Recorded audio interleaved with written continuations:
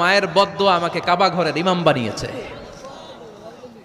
লন্ডনে একটা কনফারেন্সে উনি ইন্টারভিউ দিচ্ছিলেন, তো ওনাকে বলা হলো কাবার সব ইমাম সাদা ইমাম, আপনি কালো মানুষ কেমনি ইমাম হইলেন? উনি বললেন আমার মায়ের বদদোয়া আজকে আমাকে কাবা ঘরের ইমাম বানিয়েছে।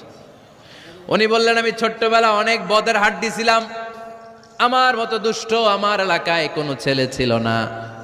মানুষের গালাগালি, মারামারি, দুষ্টামি, ভাঙচুর, চেঁচামেচি, চিৎকার, বিশৃঙ্খলা আমার মতো কেউ বেশি করতে পারতো না।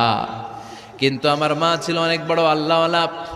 আমার মা জানতেন আল্লাহর কাছে দোয়া করার কত বড় পাওয়ার। আমার মা যখন আমার উপর রেগে যেতেন, আমার মা জানতেন রাগের মাথায় বদদোয়া দিলে বদদোয়া কবুল হয়ে যাবে।